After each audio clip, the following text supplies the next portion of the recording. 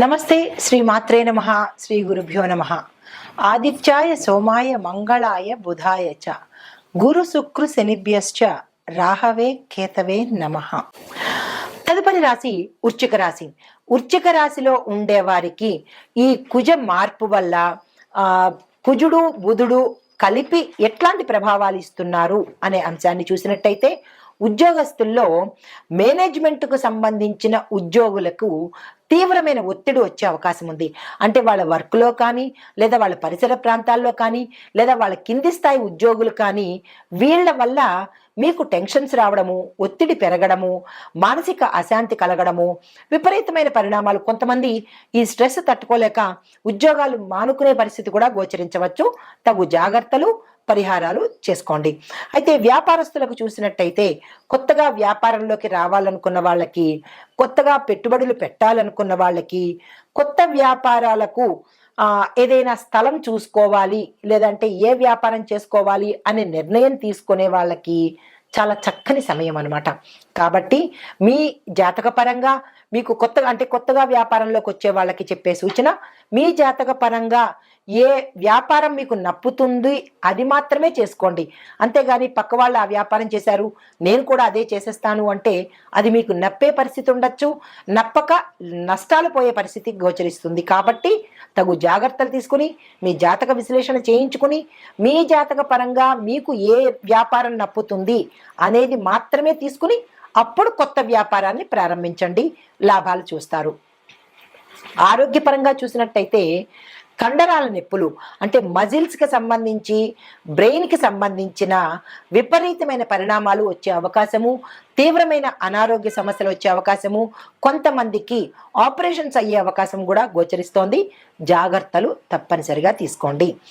ఇంకా కుటుంబ పరంగా చూసినట్టయితే, కుటుంబాల్లో వివాదాలతో పాటు నష్టాలు రావడము, నష్టాలు అంటే కుటుంబాలు విడిపోవడము, మీ యొక్క బంధుమిత్రులు మిమ్మల్ని అపవాదులకు గురి చేయడము, మీరు ఏ మాట అన్నా అది వాళ్ళకి తప్పుగా తోచి మిమ్మల్ని ఇంత దూరం పెట్టడము, కొన్ని కుటుంబాలైతే భార్య వేరే దగ్గర, భర్త వేరే దగ్గర, ఇలాగా విచ్ఛిన్నం అయ్యే పరిస్థితి. కొంతమంది అయితే సంవత్సరాల తరబడి మాట్లాడుకోపోవడము, పట్టుదల పట్టడము, ఇలాంటి చిన్న చిన్న సమస్యలు వచ్చే అవకాశం ఉంది.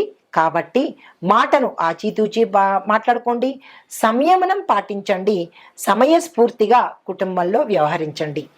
అయితే మీకు చెప్పదగిన పరిహారాలు, మంగళవారం నాడు తప్పనిసరిగా హనుమాన్ చాలీసా చదవండి.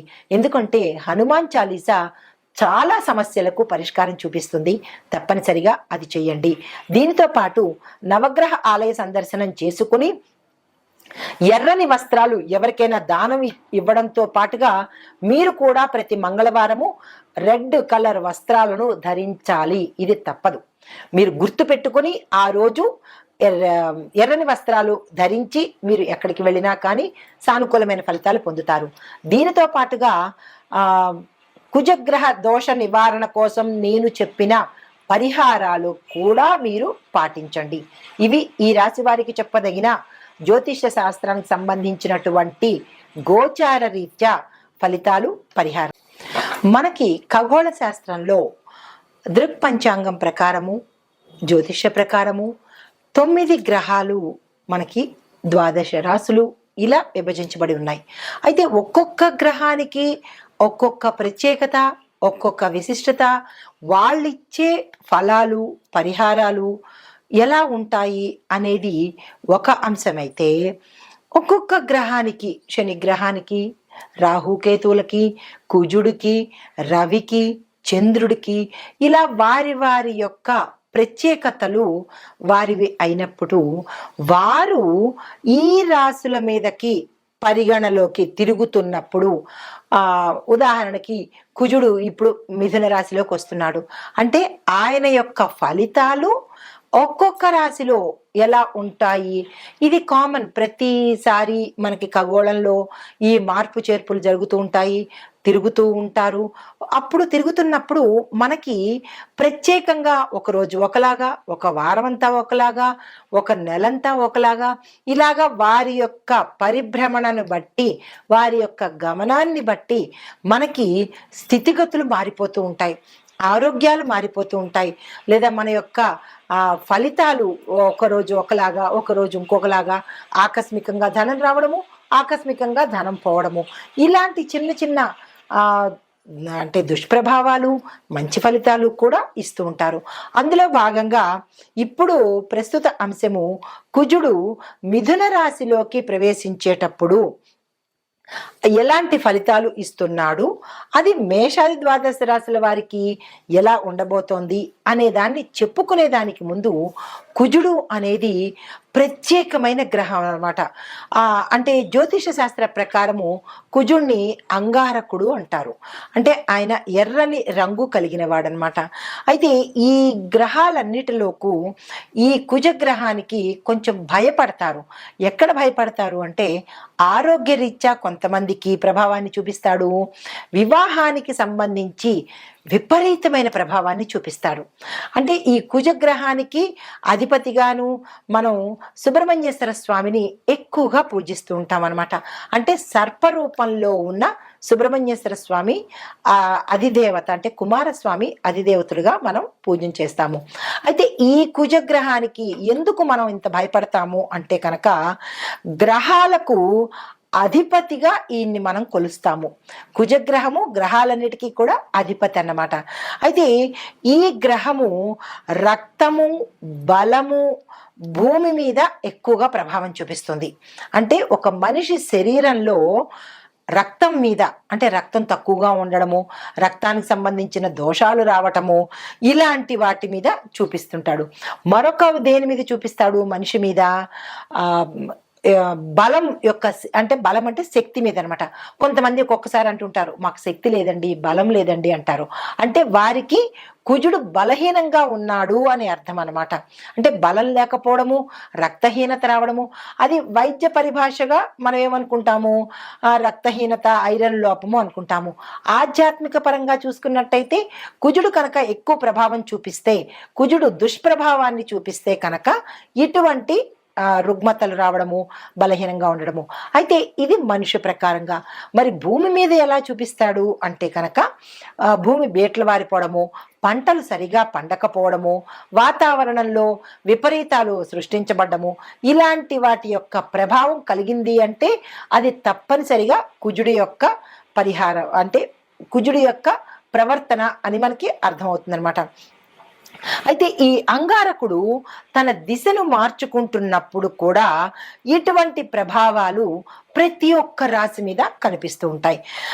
ఈ సందర్భంలో ఈ అంగారక గ్రహము, అంగారకుడు అంటే కుజుడు అన్నమాట, ఈ క్షీణించడం వల్ల, బలహీనపడడం వల్ల, ఒక్కొక్కసారి క్షీణించినప్పుడు కూడా బలహీనపడినప్పుడు విపరీత పరిణామాలు కొందరికి కలిగితే కొందరికి సామాన్యమైన ఫలితాలు కనబడుతూ ఉంటాయి.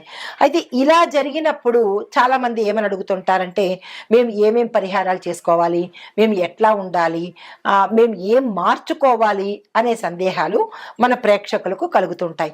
అయితే ఇప్పుడు ఈ ఏ సమయంలోంచి మనకి ఈ కుజుడు వచ్చాడు అనేది ప్రత్యక్షంగా నేను చెప్తాను. ఈ గ్రహ మార్పు అనేది ఎవరికి అధిపతి అంటే కుజుడు మేషరాశికి, వృశ్చిక రాశికి అధిపతి. ఇలా ఈ గ్రహాలన్నీ కూడా కొన్ని రాశులకు అధిపతి అవుతారు. ఇప్పుడు శనేశ్వరుడు ఉన్నాడు, మకర కుంభాలకు అధిపతి అన్నమాట. అలాగే కుజుడు మేషరాశికి, వృశ్చిక రాశికి కూడా అధిపతి. ఈ అధిపతులు అవ్వడం వల్ల ఒక రకమైన, అంటే వారికి ఫేవర్ చేస్తూ ఉంటాడు. ఎవరైతే ఏ రాశులకు అధిపతి అవుతారో ఆ రాశులకి ఫేవర్ చేస్తూ, అంటే ఫేవర్ అంటే మరీ ఎక్కువ ఫేవరిజం కాకుండా కొంచెం సులువు సూత్రాలు ఇస్తుంటాడు. అయితే మిగతా రాశుల వాళ్ళకి ఇవ్వడా అంటే మిగతా రాశుల వాళ్ళకి ఇస్తాడు, కాకపోతే వీరి మీద ప్రభావం ఎక్కువగా ఉంటుందన్నమాట. ఇంకొక పరంగా చూసినట్టయితే కనుక ఈ కుజగ్రహము గత సంవత్సరం అక్టోబర్లో 20వ తారీఖున, అంటే 2024 అక్టోబర్లో మిథున రాశిని వదిలేసి కర్కాటకంలోకి ప్రవేశించాడు. కర్కాటకంలోకి ప్రవేశించినప్పుడు ఆ గ్రహస్థానము ఆ ఏడాదంతా ఉంది. అంటే అక్టోబరు, నవంబరు, డిసెంబరు, జనవరి వరకు ఉంది. జనవరి 21 నుంచి మళ్ళా తన స్థానాన్ని మార్చుకుని 25 అంటే 2025 ఇప్పుడు ప్రస్తుతం అన్నమాట. జనవరి 21 నుంచి మళ్ళా మిథున రాశిలోకి వచ్చేశాడు. మిథునంలోకి కర్కాటకంలోకి వెళ్ళి మళ్ళా రివర్ట్ అయ్యి మళ్ళా మిథునంలోకి వచ్చాడనమాట. ఈ మిథునంలోకి రావడం వల్ల ఎటువంటి పరిణామాలు చోటు చేసుకుంటున్నాయి? వెళ్ళినవాడు మళ్ళీ వెనక్కి తిరిగిపోయాడు. తిరగడం వల్ల ఏమైంది? ఎట్లాంటి పరిణామాలు చోటు చేసుకుంటున్నాయి అనే అంశంలో కనుక మనం చూసినట్టయితే ఈ విషయాన్ని పరిశీలించేదానికి ముందుగా మీకు ఒక చిన్న విషయం చెప్తాను. అదేంటంటే కుజుడు బలహీనంగా ఉన్న వారిలో ఏమిటి లోపాలు మన వ్యక్తిగతంగా పరిశీలన చేసుకోవచ్చు. అది ఎలా పరిశీలన చేసుకోవాలి అనేది ఒక్కొక్క పాయింట్ చెప్తాను, వినండి. మనలో ఆత్మవిశ్వాసం పోతుంది. అంతవరకు కాన్ఫిడెంట్గా ఉంటాం. ఎస్, నేను ఏదైనా చేయగలను అని కాన్ఫిడెన్స్ ఉంటుంది. ఎప్పుడైతే కుజుడు బలహీనపడ్డాడో అప్పటి వరకు బాగున్న వాళ్ళు ఏమంటారు? నేను ఈ పని చేయలేను, నేను చాలా బలహీనంగా ఉన్నాను, నాకు అసలు బాగోలేదు, నేను చేయగలనా అని ఒక నిరాశలోకి వెళ్ళిపోతారనమాట. అప్పుడు మనం ఏం గ్రహించుకోవాలి? ఓహో, కుజుడు బలహీనపడ్డాడు అని ఒక చిన్న ఇండికేషన్ అనమాట. దీనితో పాటుగా ఏమిటి? తొందరగా అనారోగ్యం పాలైపోతారు. రెండో పాయింట్, ఫ్రీక్వెంట్గా హెల్త్ ఇష్యూస్ వస్తుంటాయి. జలుబు, దగ్గులు, ఇలాగ ఏవేవో హెల్త్ ఇష్యూస్ వస్తుంటాయి. అలాంటప్పుడు కూడా మనం ఏం గమనించుకోవాలి? కుజుడు బలహీనపడ్డాడు అనే అంశాన్ని పరిశీలన చేసుకోవాలి. మూడో పాయింట్ ఏంటంటే, ఏ నిర్ణయాలు తీసుకోవాలన్నా తటపటాయిస్తుంటారు. అది ఎవరైనా విద్యార్థులు కావచ్చు, ఎవరైనా మనిషి ఏదైనా నిర్ణయం తీసుకోవడానికి పదే పదే ఆలోచిస్తుంటాడు. మనం కూడా ఏమనుకుంటుంటాం? ఇది చెయ్యాలా వద్దా, వద్దులే అని కాసేపు, లేదు తప్పనిసరిగా చెయ్యాలి అని మరుక్షణం అనుకుంటాం. మళ్ళా ఏమంటారు? వద్దులే అని డైలమాలో, సందిగ్ధంలో పడతారు. అలాంటప్పుడు మనం ఏమనుకోవాలి? ఇది ప్రతి ఒక్కరికి ప్రతి జీవితంలోనూ అనుభవంలోకి వచ్చిందే, కావాలంటే మీరు చెక్ చేసుకోండి. అప్పుడు మనం ఏమనుకోవాలి? కుజుడు మనకి బలహీనపడ్డాడు అని మనం వెంటనే గుర్తు తెచ్చుకోవచ్చు. ఇది మూడో పాయింట్. ఇక నాలుగో పాయింట్ ఏంటంటే, ఇంట్లో పిల్లలకు, పెద్దవాళ్ళకి ఇలాగా, చిన్న పిల్లలకి తరచూ అనారోగ్యం రావడం, ఊరికే పడిపోతూ ఉండడము, ఊరికే దిష్టి తగులుతూ ఉండడము, వారు ఏ పని మీద ఇంట్రెస్ట్ చూపించకపోవడము, కడుపు నొప్పని, తలనొప్పని ఏదో సాకులు చెప్తూ ఉండడము, ఇలా వాళ్ళు ప్రవర్తిస్తున్నారు అంటే కనుక తల్లిదండ్రులకి వెంటనే గుర్తుకు రావాలి. ఏమని?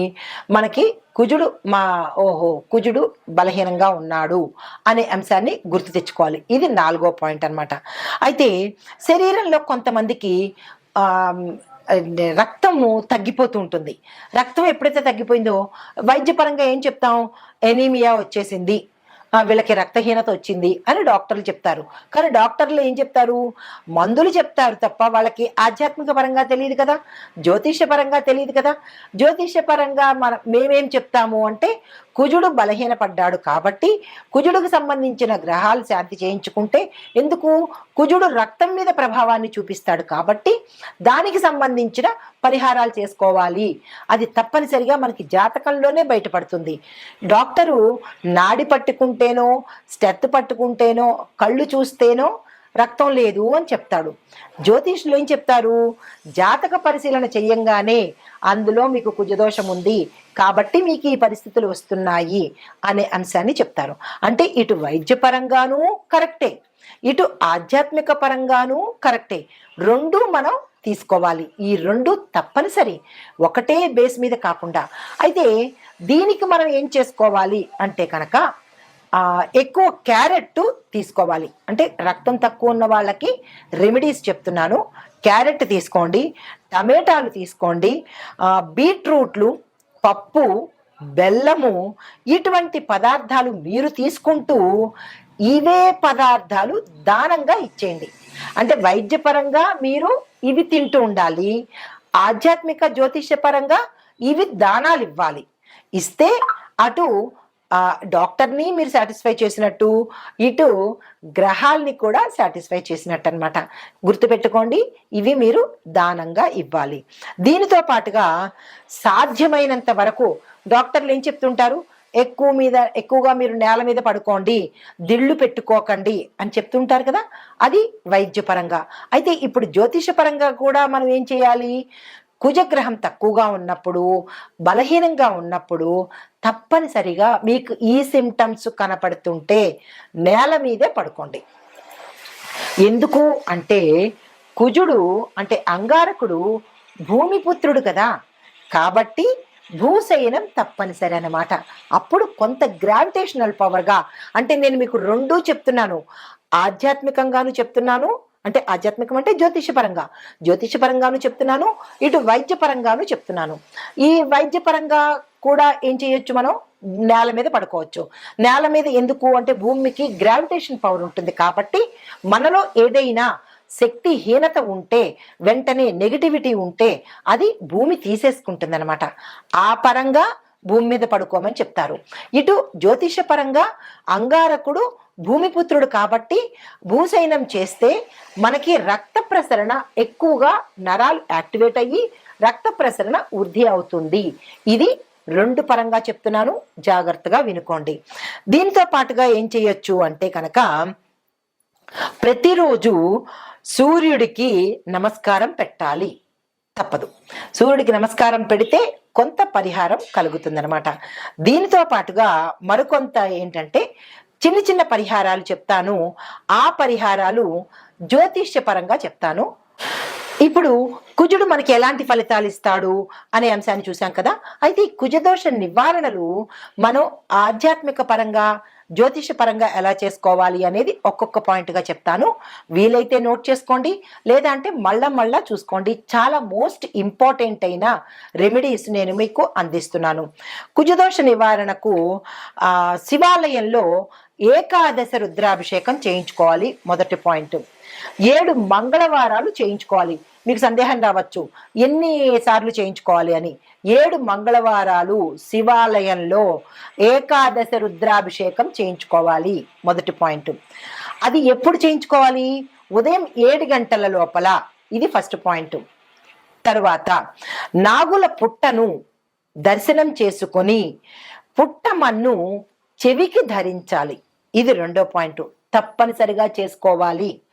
మూడో పాయింట్, ఆదివారం నాడు ప్రతిరోజు అంటే ప్రతి ఆదివారం నాడు సాయంత్రం 4:30 గంటల నుంచి 6 గంటల లోపుగా నిమ్మకాయ డొప్ప మీద దీపారాధన చెయ్యాలి. తరువాత సుబ్రహ్మణ్య అష్టకం చదవాలి, తప్పనిసరి. గుర్తుంది కదా. తరువాత మూడో పాయింట్, కుజదోష నివారణకు 12 రోజుల పాటు 9 సార్లు 12 రోజులు అంటే ఒక్కొక్క రోజు 9 సార్లు సుబ్రహ్మణ్యేశ్వర స్వామి అష్టోత్తర శతనామావళి చదవాలి. గుర్తుంది కదా. తరువాత నెక్స్ట్ది అష్టమూలిక తైలంతో సుబ్రహ్మణ్యేశ్వర స్వామి వారికి దీపారాధన తప్పనిసరిగా చేసుకోవాలి. మరి ఒక పరిహారము, శని, ఆది, సోమవారాల్లో అష్టమూలికా తైలంతో సుబ్రహ్మణ్యేశ్వర స్వామి వారికి మట్టి ప్రమిదలో ఎర్రని ఒత్తు వేసి దీపారాధన చేసుకోవాలి. ఎరుపు రంగు కుజుడికి ప్రతీక కాబట్టి, ఇష్టపడతాడు కాబట్టి ఆ పరిహారం తప్పనిసరిగా చేసుకోండి. తరువాత సుబ్రహ్మణ్యేశ్వర స్వామి కరావలంబ స్తోత్రము 11 రోజుల పాటు 80 సార్లు చదవాలి. ఇందులో ఎటువంటి డిస్కౌంట్లు లేవు, ఎటువంటి అమెండ్మెంట్స్ లేవు. మళ్ళా చెప్తున్నాను, కుజగ్రహము చాలా తీవ్రమైన పరిణామాలు ఇస్తాడు కాబట్టి చాలా జాగ్రత్తగా దగ్గర పెట్టుకొని మళ్ళా రాసుకునో లేకపోతే మళ్ళా చూసో ఈ పరిహారాలు ప్రతి ఒక్కరూ, కుజదోషం ఉన్నవాళ్ళు, అందులో ఇప్పుడు నేను చెప్పబోయే ప్రతి రాసుల్లో ఉన్న వాళ్ళు కూడా ఈ పరిహారం చెయ్యాలి. సుబ్రహ్మణ్య కరావలంబ స్తోత్రం 11 రోజుల పాటు ప్రతి ఒక్క రోజు 80 సార్లు తప్పనిసరిగా చదవాలి. మరి ఒక పరిహారము, కుజదోష నివారణకు సుబ్రహ్మణ్యం మాలా మంత్రం అని ఉంటుంది. దాన్ని 42 రోజుల పాటు రోజుకు ఒక్కసారి తప్పనిసరిగా చదవాలి. ఇప్పుడు ఇంత వివరంగా చెప్పాను కదా, ఈ పరిహారాలు మీరు ఎక్కడ రాసుకుంటారో రాసుకోవడమో వినడమో చేసుకుని, ఈ పరిహారాలు కుజదోషం ఉన్నవారు మీ జాతక పరిశీలన చేయించుకుని తప్పనిసరిగా ఈ పరిహారాలు చేయాలి. ఇందులో డిస్కౌంట్స్ కానీ, అమెండ్మెంట్స్ కానీ, ఎటువంటి కన్సెషన్స్ కానీ ఉండవు. ఈ నివారణలు, ఈ ఉపాయాలు తప్పనిసరిగా ఇప్పుడు కుజగ్రహము మిథున రాశిలోకి ప్రవేశించడం వల్ల మొత్తం మీద ఒక్కొక్కరికి ఎలా ఉండబోతోంది అంటే, అన్ని రాశుల వాళ్ళకి, ఉద్యోగస్తులకు ఒత్తిడి పెరుగుతుంది, కానీ కొత్త అవకాశాలు వస్తాయి. వ్యాపారస్తులకు పెట్టుబడుల్లోనూ మంచి అవకాశాలు వస్తాయి. కొన్ని వ్యాపారాలు నష్టాల్లోకి వెడతాయి. ఆరోగ్యపరంగా చూసినట్టయితే శస్త్రచికిత్సలు జరగడము, హృదయానికి, లంగ్స్కి, తర్వాత జీర్ణ వ్యవస్థకు, ఇలా మేజర్ పార్ట్లకు ఇబ్బంది కలిగే అవకాశం ఉంది. అది జాగ్రత్తలు తీసుకోండి. కుటుంబ పరంగా ఒత్తిడులు, విడిపోవడాలు, ఇలాంటి సమస్యలు కనబడుతున్నాయి. అవి జాగ్రత్తలు తీసుకోండి. అయితే ముఖ్యమైన పరిహారాలు ఓవరాల్గా చెప్పదగినది ఏంటంటే, హనుమాన్ చాలీసా ప్రతి ఒక్కళ్ళు 3 సార్లు చదవవలసిందే. తరువాత రక్తదానం తప్పనిసరిగా చేయాల్సిందే.